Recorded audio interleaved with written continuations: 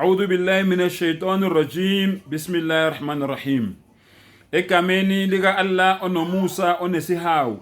Icela uAllah angivikele kusathane ongathandwa.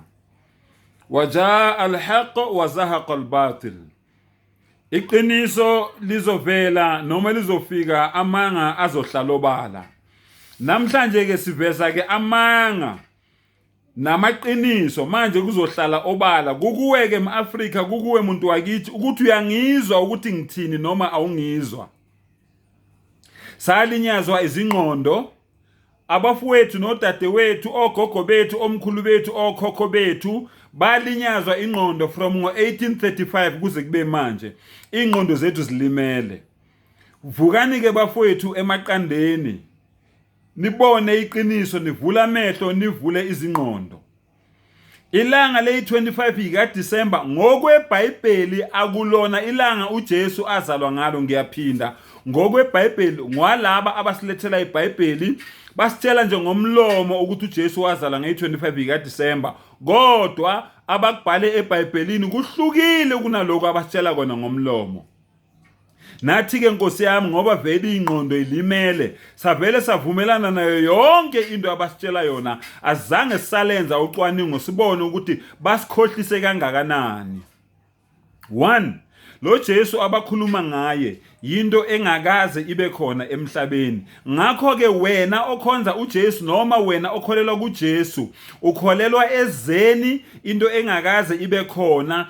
Yimuphi lo Jesu okholelwa kuyo ngoba ubufakazi buyavela ukuthi uJesu akakaze abe khona emhlabeni.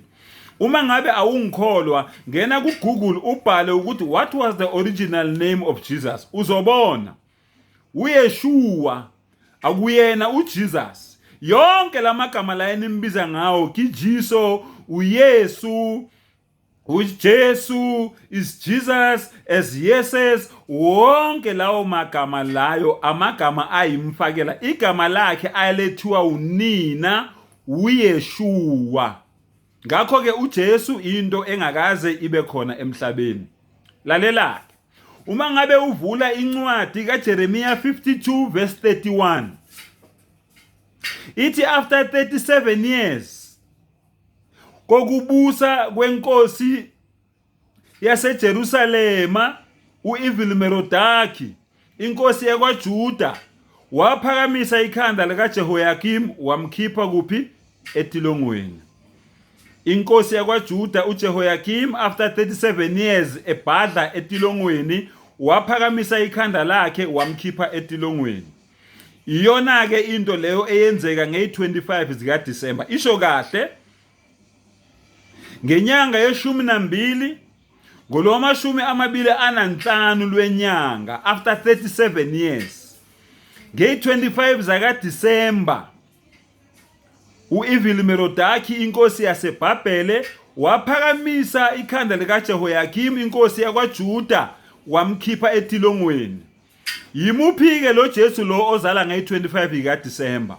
Ngiyaphinda futhi hamba uyofunda incwadi kaLuka 1 verse 26 ithi ngenyanga yesithupha onyakeni ingilosi uGabriel yafika kwintombi egama layo linguMaria eyayimiselwe uJosefa yathi ewena ophiwe umusa inkosi inawe ubusisiwe esifazaneni yawukhulelwa uzalwe indodana uyayiqamba igama lokuthi nguJesu. Alela wena osakhonza uJesu ukholelwa ezeni ukhonza ize ukhonza into engekho. Nawe wena onekholela ukuthi uJesu uzalwa ngalosuku namhlanje ukholelwa ezeni ukholelwa entweni engekho ukholelwa entweni engakaze ibebikho. Ngiyazi iqiniso liyababa limnandi kodwa liyamkhulula umuntu. Vuka ke emaqandeni ke eAfrika kudlaliwe ngawe kudlaliwe ngomqondo wakho kudlaliwe ngengqondo yakho. Sibulewe ingqondo sabulewa emgogodla saxatshaniswa noNkulunkulu. uJesu akakaze abe khona emhlabeni. uJesu akayena uNkulunkulu kodwa uJesu umsangano owakhandwa amaRoma akatholika osathane abashoda ngempondo. Yibona laba abakhanda uJesu bakhanda uJehova wabo bahlukanisa uNkulunkulu bamenza iziqu ezintathu, basikhipha ekukhonzeni uNkulunkulu yena yedwa, uNkulunkulu oyedwa omunye, uNkulunkulu ozimele, uNkulunkulu ongazali, uNkulunkulu ongazalwanga, uNkulunkulu ongozeli, uNkulunkulu ongalali, endalweni yakhe ayikho into efana naye. Basikhipha basikhonzisa ababo oNkulunkulu abathandwa yibo. Vula amehlo ke eAfrika.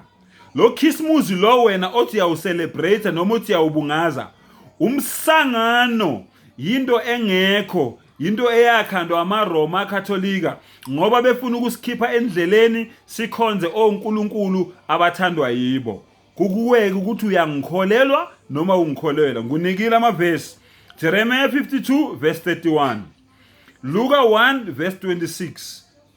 Uma ngabe le incwadi engitshela zona awuzithole eBhayibhelini, nazi inamba zami: 0782143189, 0782143189, 0614585537, 0614585537. Sengathi uNkulunkulu angasibusisa, asivule amehlo, asivule ingqondo, siphume ebumnyameni singene ekukhanyeni. Wa akhiru da'wana anilhamdulillahi rabbil alamin.